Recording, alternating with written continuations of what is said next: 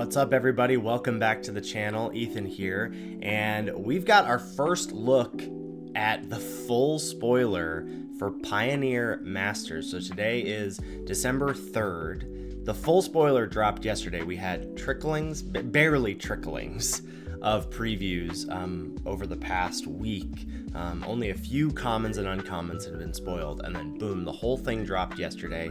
We've got early access on Thursday. We'll have our crash course for it on the channel next week before it drops in a week for the masses on Arena on Tuesday the 10th. Today, we're going to be doing a little bit of big picture stuff, chatting about my first impressions, and taking a look at some cards that have caught my eye.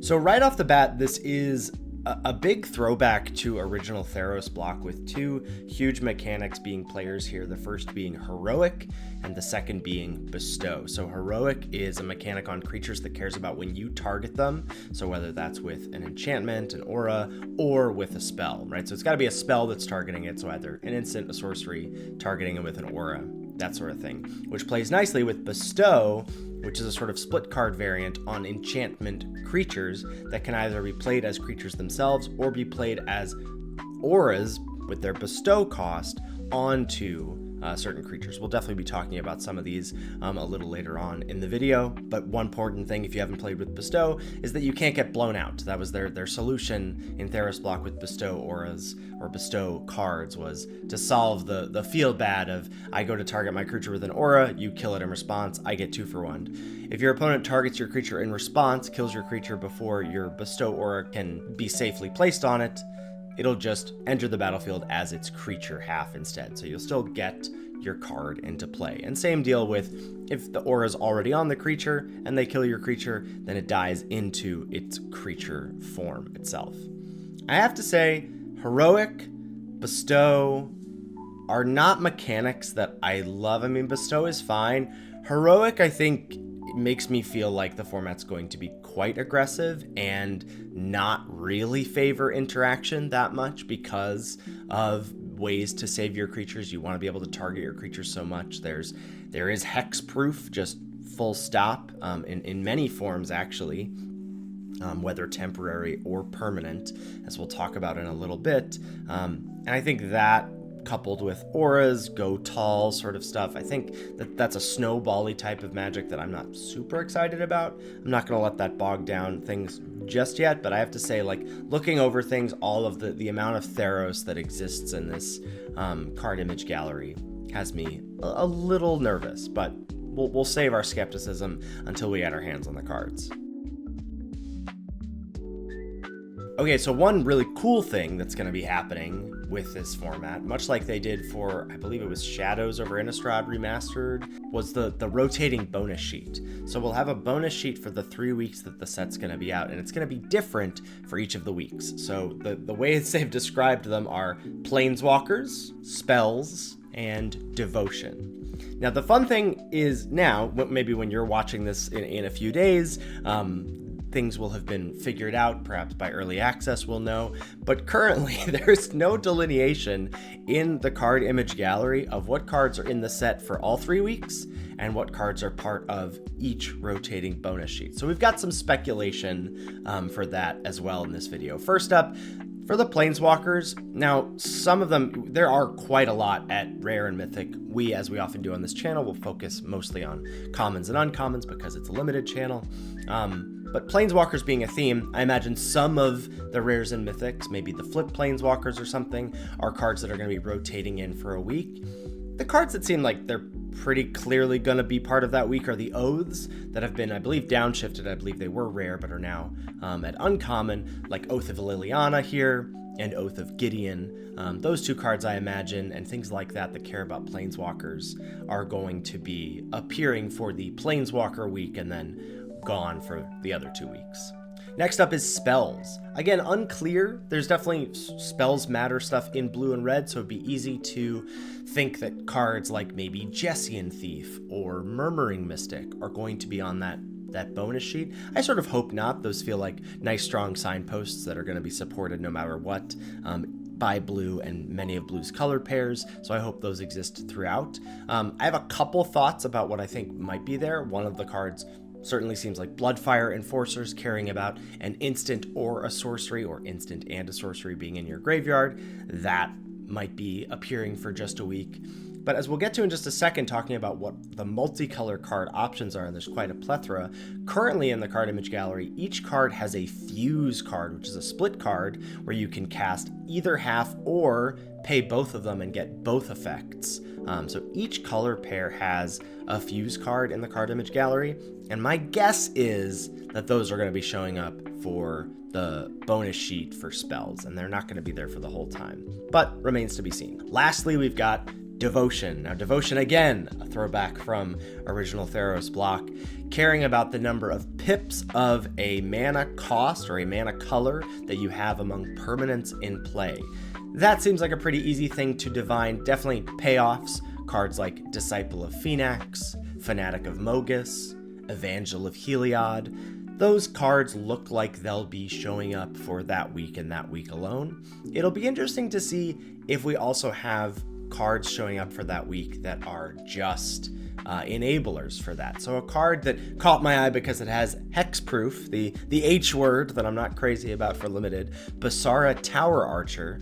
It's a double green 2-drop. We don't see that in limited that much these days. So I'm wondering if maybe that's going to show up for just the Devotion week. I kind of hope so, because I don't really want to see hexproof for all 3 weeks in that respect. But again, remains to be seen if some of those enabler cards, those sort of high color requirement cards, will exist there. It'll be also interesting to see how the decks shift for that week specifically, because I think the color requirements are maybe going to start to make people lean more towards monocolor decks. Like, there's a whole Gates theme, as we'll get to in just a second, that Gates and Gates Matters is part of the format, and that leads to multicolor splashing.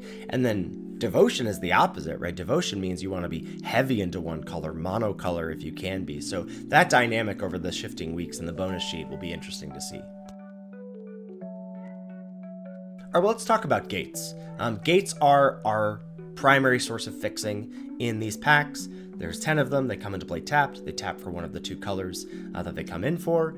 There's also an Evolving Wilds as well. I assume that's an actual common, and the Gates are in however the play boosters slots work. So I'm sure the Gates are probably like not quite commons, but seeded in a different way, that sort of thing. We've also got Gate payoffs, and excitingly, we've got some Gate payoffs at common, a throwback from Dragon's Maze. We've got Opal Lake Gatekeepers and Ubal Sar Gatekeepers that care about if you've got 2 or more gates in play when they come in. You're going to be drawing a card, going to be shrinking a creature for a turn, that sort of thing. Being able to kill a creature with Ubulsar Gatekeepers is a pretty big blowout. And then we've got a nice suite of uncommon payoffs from Ravnica Allegiance, one of my favorite formats, certainly my favorite guild format, Archway Angel, Gates Ablaze, Gatebreaker Ram, Gate Colossus, and even Achievement Unlocked, Mythic Rare, Maze's End is back from Dragon's Maze as well, and I'm sure we'll be trying to go after that. If you pack one, pick one. It should be a fun time with that card. Okay, let's talk about what the multicolored cards have on offer. Currently, what we see in the card image gallery is 1 common, 2 signpost uncommons, and 1 split card. And then in some instances, there's even a hybrid uncommon as well, and sometimes a 3rd signpost uncommon. I imagine that the commons will be there the whole time. I've already alluded to thinking that the split card is going to be part of Spells Week, and then perhaps that extra slot of either the hybrid card or the 3rd signpost is part of another rotating 1 week only slot as well. So let's take a look at what Rakdos has available for us at common or uncommon. Rakdos is common, kind of a banger. Downshift from, I believe, rare is Dreadbore. So we've got black-red blow up a creature or planeswalker, and I think it's pretty powerful. It's also got a banger uncommon. Blood Tithe Harvester is back. No Mayhem Devil, as I sort of hoped on Lords Unlimited we would have. We talked about what we might want from Pioneer Masters. Doesn't look like we get Mayhem Devil, but Blood Tithe Harvester, pretty dang good as a rock solid 2-drop. A card I'm less excited about here is Swift Warkite, a kind of expensive creature to be able to get back a smaller creature for just a turn. And then the split card here is Toil and Trouble, so a fuse card rather. So Toil being target player draws 2 cards and loses 2 life for 3 mana, and Trouble, 3 mana, deal damage to target player equal to the number of cards in that player's hand. And then you could fuse it together, target your opponent, have them draw cards, lose 2 life, and then deal them damage. So pretty interesting. Like Toil, you usually think about targeting yourself, but Toil and Trouble, target your opponent, finish them off. Maybe see that during Spells Week only, maybe see it for all 3 weeks. We'll have to wait and see. Okay, let's chat about some key cards, some cards that caught my eye. Hexproof, certainly, has caught my eye here. We talked about Basara, Tower Archer. Hopefully that'll be there just for the Devotion Week. Gladecover Scout was one of the first cards previewed for the format. Single green, 1/1, hexproof. There is just so many ways to suit this up, and you won't be able to interact. Now, it's important to note, you won't be able to interact directly with it, but there are a number of edict effects that black has on offer to be able to have your opponent sacrifice a creature, and that notably doesn't target the creature itself, but the opponent. So if you can clear the way of everything else and then fire off an edict, that's a way to deal with these hexproof threats. So it's not that they're completely invincible in the format, and certainly, you tussle with them in combat, you have your own tricks, maybe you can take it out that way. So Gladecover Scout, I got my eyes on you. And Alpha Authority as an aura that grants hexproof, and there's quite a lot of, now we've talked about, there's themes or there's synergy with auras in the format across the board. It triggers heroic, there's enchantment matters stuff, certainly in white, if not among other colors. So that sort of thing is gonna be, I think, normally that card would be something you might write off. I think in this format, it could be the real deal. Voyaging Satyr, another card that was previewed before the big card dump, 1 and a green, 1/2, can tap it to untap a land. This, I'm not that excited about, to be honest. What I was looking for was a Gift of Paradise and a land enchanting aura, because the dream for this is to be able to suit up a land, have that land be able to tap for an additional mana, and then Voyaging Satyr all of a sudden is a mana dork that can add 2 additional mana for you to really have some explosive turns. Didn't see that. So Voyaging Satyr looks like a pretty underwhelming mana dork to me. Will enable some devotion, right? Being able to double your mana. It doesn't fix, though. It doesn't fix for mana you can't currently produce already. I guess perhaps being able to untap a gate the turn you play it might be relevant, but Voyaging Satyr, meh. This next card looks pretty cool. Never played with this one before. Gnarlback Rhino. It's a 4 mana 4/4 and got a nice little heroic trigger there. If you're targeting it, you're going to get to draw a card. Seems like a really powerful way to keep the gas flowing and sort of what you want to be doing in the format, And we should talk about heroic. I already said that the things that you might think about would be targeting with auras and instants, combat tricks, that sort of thing. There's 2 fight or bite spells in the format in the form of Fall of the Hammer and Savage Punch. And those normally wouldn't be the kind of thing that you might be interested in, or you might sort of have to be worried about setting them up. You might think Fall of the Hammer, what a weird, it's outside the color pie realm. But no. These are heroic enablers. So you're not only getting the benefit of a removal spell, but you're getting the benefit of heroic triggers for your own creatures as well. So keep an eye on that. Back to our green cards, we've got Leaf Crown Dryad. This is going to be across the board. The cards that have bestowed that are going to really stand out are the ones that are cheap on the front side, and by front side I mean their creature side, and then on the cheaper side, because you'll see there'll be some bestow costs that are 6 or 7 mana. But on the cheaper side, if you can stick to that 4 mana slot as Leaf Crown Dryad does, you might think, 2 mana 2/2 reach, that's not that good. 4 mana for an aura that gives +2/+2 in reach, is that good? Now Theros was a decade ago, so who knows how things are going to stand the test of time, and certainly in a Masters set, but this card is an overperformer. And when you're thinking about the go tall life, when you've got auras, when you've got heroic matters, this is the kind of thing you want, because it either starts your chain for your go tall life, right? It's a creature for you to put into play to suit up, and then if it slots in later in your curve or you top deck it, then it adds to the pylon of I'm gonna suit this creature up and then swing in with it. And then if they, kill the creature, gets the bestow benefits of it dies into a body as well. Okay, Ardenvale Tactician is back from Throne of Eldraine. This was a favorite of mine, one of the best commons in the set. 3 mana, 2/3 flyer, but Dizzying Swoop is the adventure.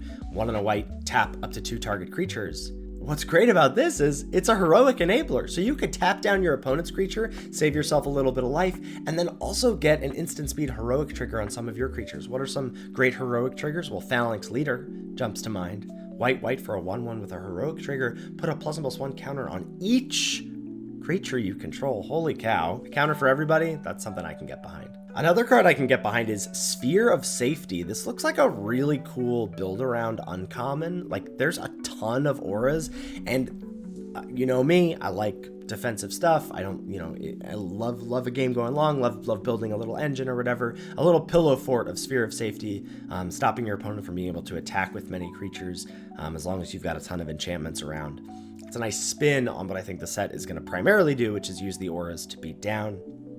Maybe you'll be able to use these enchantments to hold the ground and build up some defenses, and I think Sphere of Safety looks like it could actually really get there. Sungrace Pegasus definitely jumped out to me. It's a 2 mana 1/2 flyer with lifelink. I mean, stars in my eyes, hearts in my eyes about the auras that you can put on this card and just go to town. Like, it's an evasive threat. It makes racing nearly impossible. Your opponent's going to have removal for this, and if you've got protection spells or you can get it out of range of damage-based removal, you're just going to run away with the game pretty easily. Hopeful Eidolon is another card that I think is, it was, my memory is this was one of the best cards. I believe this was, I want to say this was a common in original Theros, and it seems to be upshifted. 1 mana 1/1 lifelink, good to put auras on if that's your 1-drop, and really good to suit up as a 4 mana +1/+1 lifelink enchantment as well. So that sort of cheapness, that 4 mana for the bestow cost is really the nice line, I think, and then the creature being cheaper than that. That's how I'd evaluate those cards. Moving on to red, we've got Boundary Lands Ranger, which is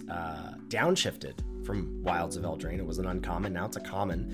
2 mana 2/2, and if you have a creature with power 4 or greater, ferocious as it'll be called a lot in this set from various other mechanics, then you get to rummage. You get to discard a card and draw a card. That hand smoothing effect, now you won't get it immediately, right? So hand smoothing on cheap creatures is really nice.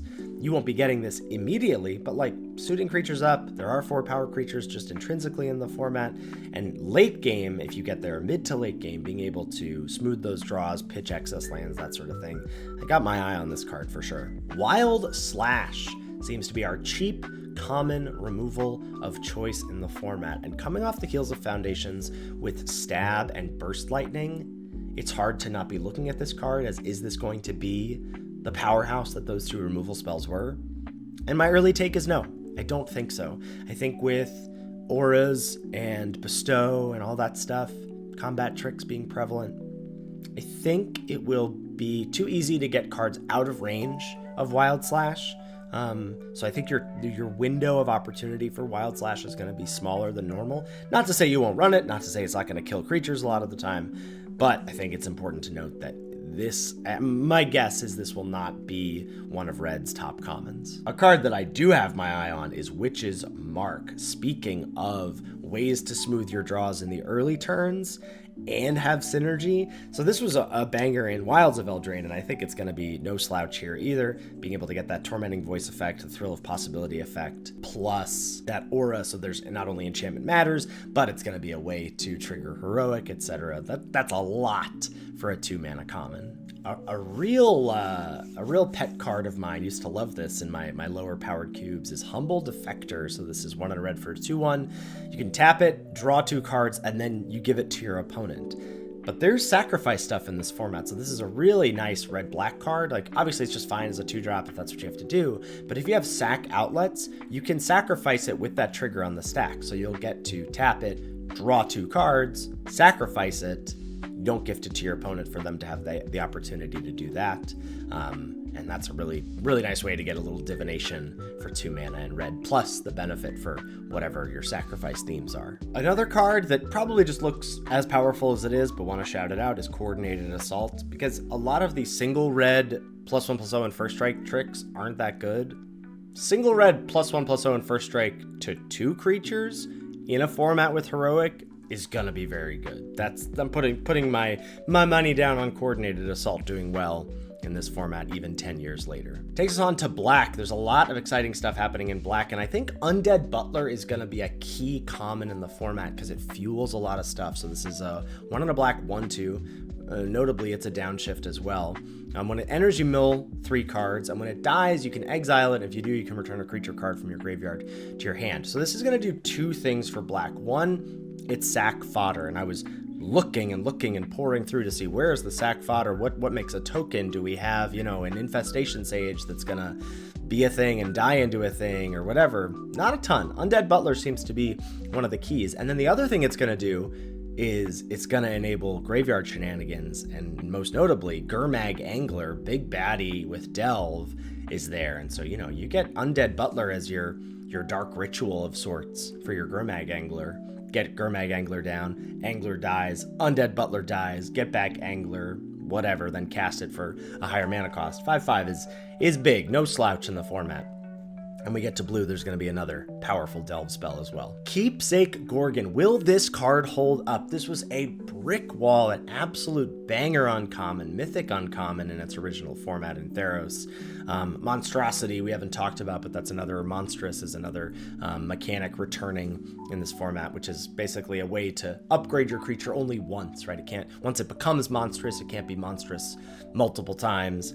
So you get to activate this ability to kill something. So a 2/5 Death Touch is going to hold off a ton of creatures, and then you'll be able to just use it to straight up kill another creature as well. Extremely powerful. Moving on to blue, there is a card I'm excited about. Cloudfin Raptor is back. Blue doesn't get to be aggressive that often, but a single blue 0/1 flyer with Evolve gets big in a hurry. And if you can construct your deck in such a way where you've got, some high power, low toughness, low power creatures that can keep growing this as the game progresses, it doesn't take much for you to start your curve out with a couple Cloudfin Raptors, grow them to 2/3s, even 3/4s. Your opponent's going to be hurting. And this is what I mean, like when I'm thinking about, there's Cloudfin Raptor, there's Heroic, there's Bestow, I think this format's going to be fast. I don't know if there's going to be a lot of wiggle room here for interacting and having the game go long. Tawcrop Skirmisher, another one of my favorites from Amonkhet block. It's just simple, elegant design, little 2-mana 2/1 with Embalm. 4 mana, bring it back as a little 2/1. It's pretty inconsequential looking, but the card's kind of annoying. If you've got any self-mill synergies, we've already seen with Undead Butler because of Delve, and there is, of course, some tension there as well with wanting to utilize the graveyard as a resource, as a mana resource for your Delve spells, but then also to utilize the cards from it itself. But you'll figure that out in deck building and gameplay, that sort of thing. This is going to be a role player in a lot of decks for sure. It's Pioneer Masters. I thought it was going to happen. I'm happy to see it happen. Treasure Cruise at common is in this format. Boy, howdy, is that going to be good. We want to look for ways to enable this. I know I'm talking about the format going to be so fast. You're going to have time to draw cards. I think there's always time for Ancestral Recall. How are we enabling that? Philology Archaeologist looks like a great way to do so. Mill 3, grab a card, make this just a 1/4. That's a way to trigger your Cloudfin Raptors as well. Hold down the ground, attack with your Raptors in the air, fuel your Treasure Cruise, find your Treasure Cruise while fueling your Treasure Cruise. From the Phoenix deck, there's Consider, just to be able to get a cantrip, potentially 2 cards in your yard with the Surveil plus the Consider itself, just digging yourself towards your Treasure Cruises. Makes me wonder with Treasure Cruise, with Gurmag Angler, does Returned Centaur become playable?